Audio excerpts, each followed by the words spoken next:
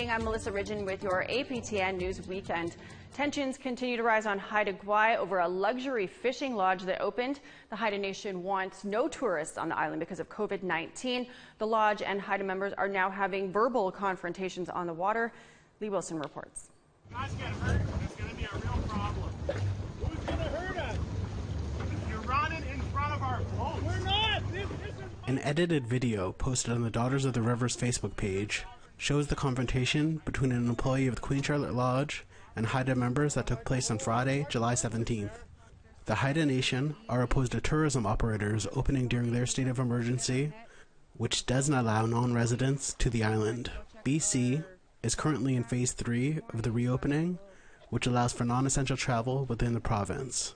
The video shows 5 lodge boats swiftly passing Haida boats on the water, which leads to the exchange. Our inherent right to occupy our ancestral lands. We've been there since time immemorial. We've been out there for far more than 30 years than those lodges have been. Paddles, we can't really go too fast. Another video posted online Tuesday, July 21st appears to show lodge boats speeding past Haida boats at close range, with one vessel circling back. Now the Haida Nation says they don't just want the lodge closed during the pandemic. The Council of the Haida Nation released a statement saying the lodge is no longer welcome on Haida Gwaii. QCL has shown a disregard for marine etiquette in safety and repeatedly charging around the vicinity of smaller boats at high speeds. If Queen Charlotte Lodge has ever been welcomed, it has lost its welcome on Haida Gwaii. APTN reached out to Queen Charlotte Lodge for an interview, but did not get a response. Lee Wilson, APTN National News, Haida Gwaii. It was announced this week that the Edmonton CFL team is officially changing its name. They made the announcement during a virtual press conference. Our Chris Stewart was there. Today, after hearing from Inuit, sponsors, and other stakeholders, the team announced that the name no longer fits. Janice Agrios is the board chair. The name Eskimos meant tough, resilient, never give up. It also meant community and respect. We identified with this name. In recent years, however, we've come to understand the concerns with the name. We know that those who originally named the team did not intend to be disrespectful or derogatory. In fact, the very opposite. Agrios says that they have been consulting with Inuit for 3 years. Earlier this year, the team stated that they would be keeping the name, but the call to change has grown louder since earlier this year. Our most recent opinion research shows plainly that views are shifting quickly. People who defended the name only a year ago are less comfortable with it now. Institutions are being renamed around the world. The change to our name is part of a sweeping societal change. Thank you to those members of the Inuit community who spent time sharing their views with us over the past 3 years. Agrios is hoping the team still attracts new fans. To those Inuit who told us they loved having a football team called the Eskimos, we hope that we can continue to be your team. To those who were offended by the name, we have heard you and recognize your concerns. Team president and CEO Chris Presson says that no decision has been made on a new name. The public will have input. But for now, the team will be calling themselves the Edmonton EE. He's hoping to keep their distinctive logo. I can tell you that we sure love our green and gold and our EE. It's early days, but we hope to keep that iconic logo. Chris Stewart, APTN National News, Edmonton. On the same topic, Washington's NFL franchise announced a temporary name as the club distances itself from its former controversial name and logo. For now, the team will simply be known as the Washington Football Team. In the world of Major League Baseball, the owner of the Cleveland team says that he will be meeting with Native American leaders to discuss the team's name going forward. And closer to home, one Manitoba Junior League hockey team has decided to change its name. As Brittany Hobson shows us, the team is welcoming the move. Gets the shot away, they score! The Nipawa Natives are no more, or at least the name is. The Junior Hockey League team voted to drop their name this week, according to General Manager Ken Pearson. The board just wanted to stay ahead of the curve and look at maybe a fresh start. The team has lots of history, good and bad, and I think it's an opportunity for a rebrand and a fresh start. Contentious team names and mascots has been at the forefront of media coverage for the past several weeks. After years of mounting pressure from Indigenous groups, professional football teams in Edmonton and Washington decided to drop their offensive names. Some of the recent changes in the sporting world in regards to team names, maybe accelerated a little bit the decision to look at making a change. The junior team was founded in 1989, but the name itself came 2 decades earlier with the creation of the town's intermediate team. Pearson, who was part of the newly formed junior team in '89, says he's happy to lead the name change. There's some mixed emotions, obviously, but I think that I'm also excited to embrace and kind of help usher in a new era of Nipawin hockey. Southern Chiefs organization Grand Chief Jerry Daniels is not surprised to see these smaller leagues address their names. The association representing teams in the province announced last week they would be looking at revising regulations so they can compel teams to drop controversial names. Because it's being challenged now at a larger level internationally, you see more localized responses to that. And I think that that's hugely important because it's going to change the thinking. And decades from now, these kinds of things will be understood to be something that shouldn't be said, shouldn't be done. But is changing a name enough to address ongoing racism on or off the ice? Daniel says teams need to take things one step further to ensure Indigenous people excel in the sporting world. It's one part of addressing racism in the system. There's lots of institutions that we have to address, and it takes partnership, it takes collaboration, relationship building. Daniels recently met with the mayor of Morden, who is in favor of the men's senior team changing their controversial name.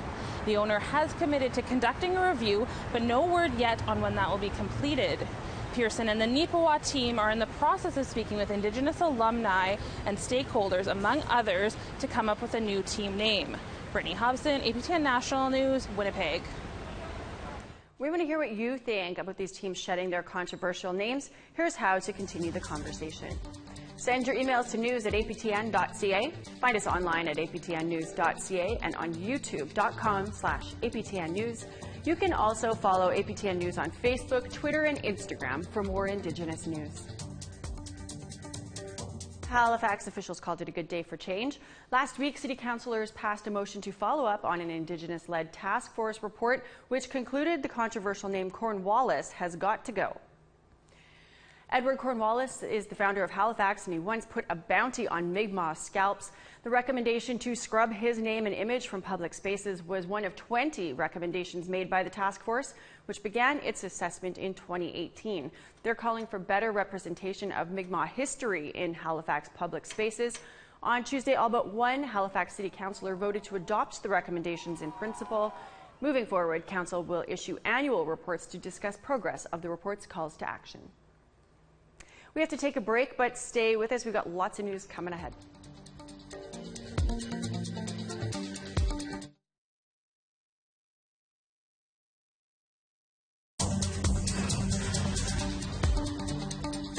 Welcome back. The Federal Minister of Northern Affairs was in Winnipeg this week to say there will be new money to help urban and off-reserve Indigenous people in Manitoba. Our reporter Daryl Stranger was at the funding announcement, and he joins us with more. Yeah, thanks, Melissa. Minister of Northern Affairs Dan Vandal was at the Bear Clan office's headquarters earlier this morning.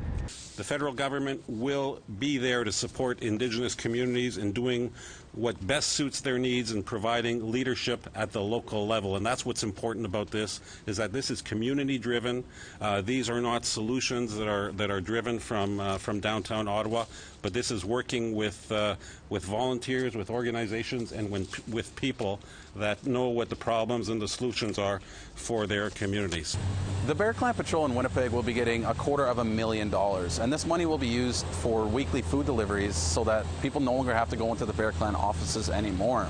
The funding will also be used to help maintain the roughly 400 hampers a week that are delivered by the Bear Clan and keep the 4 part-time jobs that were created in an earlier funding announcement. Shanine Robinson DeJarlis is the chairperson of the board of directors of the Bear Clan, and she had this to say about today's announcement. Not about anything more than respecting our people that might not have enough, being respectful of other lives, of human beings that live in this community. We are a community, and it takes a huge effort of all the people that live here at every level to make sure that we all live a good life and are nourished, our children are fed and safe in this community. The federal government will also be allocating $8.5 million to 17 other organizations in Manitoba, like the Southern Chiefs organization, who will receive about $800,000. That money will be used mainly for food and rent security. Grand Chief Jerry Daniels touched on why the funding is so important given the impact of the COVID-19 pandemic. It's been very, very important to have a progressive government in place, a partner who will work with us. And that is something we've been very thankful for. We've had to work very hard with our partners, and we continue to develop that. And so this investment is very important at this point in time, with a lot of uncertainty around what is going to be happening in the next few months. But we will be vigilant and resilient, and we will continue to work with our partners, and we'll be thankful for those things that we have. The other organizations who received funding earlier today will be spending it on care packages for the community, mental health supports, educational supports, and food security. Melissa, back to you in studio. Off to the Northwest Territories, it's not uncommon to spend years on a housing wait list, but when one community member in Jean Marie River was offered a new home, she actually had to make a tough call. Charlotte Morit-Jacobs explains. About 80 people make up the small community of Setsek-Kedele, Jean Marie River, nestled in the Dehcho region of the Northwest Territories. But good housing is hard to come by. Melanie Norwegian, her husband, and her 2 kids moved into this house January 2019. There was mold and broken pipes. The house, owned by the band, had stood empty for over a decade. We have lived without sewer about a good 3 or 4 years. It was still better than living in a tent frame at her parents'. And when I came to an opportunity that the band First Nation, I applied for housing in the past, and they denied me because me and my partner, he make too much money. Norwegian began her own renovations. Over here, it would be just full of blackness with like mold from upstairs. And there's still lots to fix up. Lots of cold air coming from all the windows, so we're losing lots of heat. Earlier this year, the band offered Norwegian the chance to rent one of 2 new mobile homes given to the band by the NWT Housing Corp. But they're on Crown land, where occupants would need to pay property tax, insulation of power poles, and propane tanks and hookup. But I had to balance it out, and I was thinking to myself, how am I going to do this? I'm just starting up a business. Chief Stanley Sangus admits the 2 units are a Band-Aid solution for the 10 community members in immediate need of housing and another 10 on the wait list. With no store in the community, there's little economic opportunity. What he wants is to start up the old log sawmill. And this is the first prototype home that we built with the lathing machine that we got. And that's how the machine is uniform that way.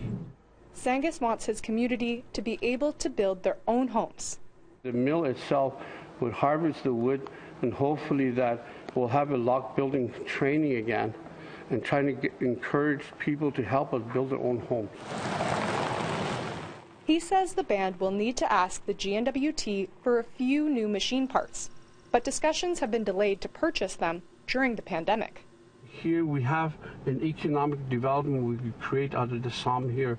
Jean Marie had a history of building 3-sided log homes years ago when my dad and I were still alive. Melanie's aunt and former GMR chief, Gladys Norwegian, says it will take more than just a few new homes to tackle affordability and adequacy issues for First Nations housing. How is it that in 2020 we're still talking about it? We've been struggling with accommodations, or not accommodations, housing, I think ever since we start living in communities. Now Grand Chief of Dehcho First Nations, Gladys has been exploring possible pilot programs used in other communities for transitional housing. Think about some social problem. If some people are willing to go to treatment for alcohol abuse, for drug abuse, then they would be considered priority as they leave to go and do their treatment program. While they're away, perhaps renovate their house. A deciding factor for Melanie in whether or not to move came when discovering the history of her home. And right here's Florence Hardesty. She learned it had belonged to a respected elder.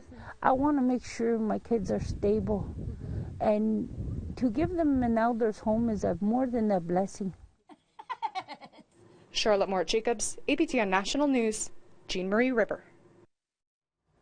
In a world first, a group of international researchers have analyzed thousands of ongoing environmental standoffs across the globe. They found Indigenous land defenders are more often threatened by arrest, violence, and in some cases death. But as Lindsay Richardson reports, the threat is not enough to scare resistors into backing down. It was Indigenous youth who led the way down the streets and into the history books during Montreal's 2019 climate march. The reasoning was clear. Indigenous people have, for centuries and millennia, protected the local environment. But new research shows Indigenous-led resistance often escalates from demonstration to confrontation, even when peaceful.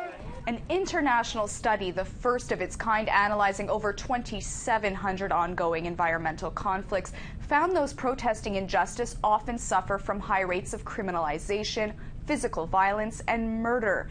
But that's not all.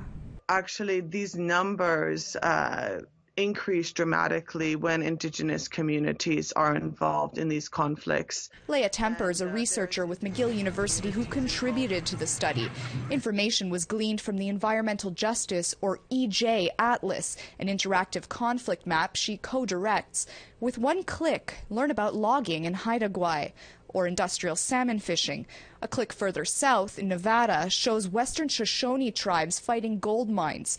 The scope of the exploitation can be overwhelming, but Temper insists it's not all bad. We see them as positive because actually we see that communities that are being polluted, communities that are being dispossessed, communities that are being pushed off their land are standing up and saying, we refuse to be polluted. And at times, they actually stop projects.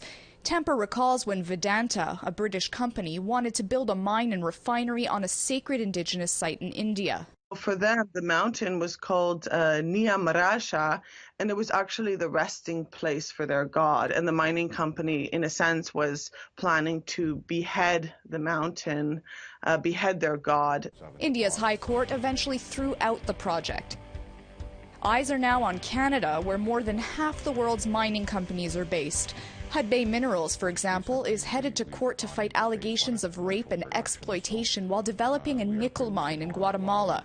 There may be more cases to come. It shows, first of all, that you can win against these multi-billion-dollar projects, and that there is the potential to recognize the cultural values of communities that are saying this land is sacred for us, and, you know, we have the right to decide what happens on our territory. For many, these battles come at a great cost, but are considered necessary for the protection of land, identity, and ways of life. Lindsay Richardson, APTN National News, Montreal. We need to take another break. When we come back, a look at a new mural going up in Vancouver and the artist doing the work.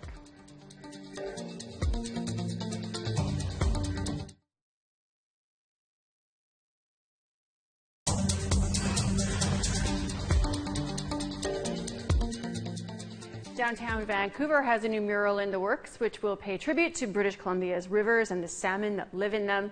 As Sarah Connors tells us, the young artist behind the mural is just as impressive as the work itself. Meet 21-year-old Kwantlen and Coast Salish artist Athena Pika. The city of Vancouver has commissioned her to paint a Northwest Coast mural in the city's downtown core. But that's not the only accomplishment she has under her belt. Pika's murals can be seen at a college, a secondary school, and even on the side of a house in Vancouver. At 18, she was the youngest artist ever to paint in the Vancouver Mural Festival. It's a recognition she's still getting used to. When I was in high school, I had no idea what I was like, I'm going to work in retail for the rest of my life. I just kind of figured that I'd be stagnant for a long time before I kick-started my art career. And so I'm pretty happy, grateful. I'm pretty grateful to be where I am now. And I'm looking forward to expanding and going into different directions in my practice. Pika was fascinated with art as a child, and as she got older, she began to use art to explore her Indigenous and European ancestry. Sort of to do with identity, I guess. It's sort of a grounding sort of thing for me, because I'm Indigenous Fijian, but I'm not growing up in Fiji, and I'm Czechoslovakian, but I don't look like it, and so it's a kind of a combination of where I'm growing up, what I was surrounded with when I was growing up.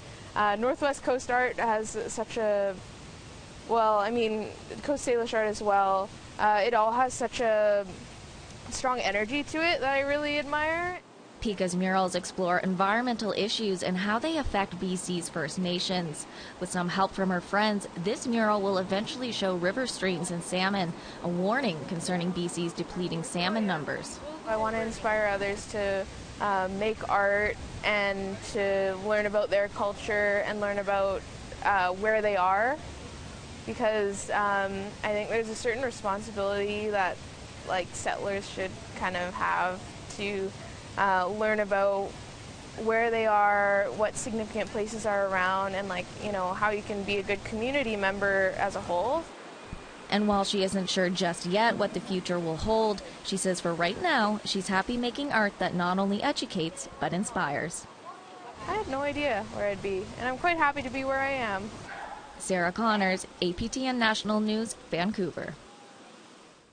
It's beautiful. The Polaris Prize is one of the biggest awards in music in Canada. It will be awarded on October 19th. It's been won by such Indigenous artists as Buffy St. Marie, Jeremy Deutscher, Tanya Tagaq, and Lito Pimienta in the past. And this year's nominee includes a Cree name.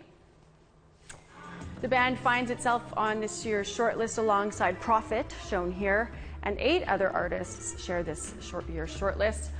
Nahiawak is from Treaty 6 in Edmonton, and their album entitled Nipi, which means water in Cree. Chris Harper is the lead vocalist. Without those sounds and without those voices and people being able to interact with them, we're talking about holding back healing. And so this is kind of for everyone. And it's just exciting that there's so many more coming to this table. And we're just happy to be a little small part of it. Best of luck to all of them. Well, that's your Saturday news. I'm Melissa Ridgen. Have a safe and healthy weekend.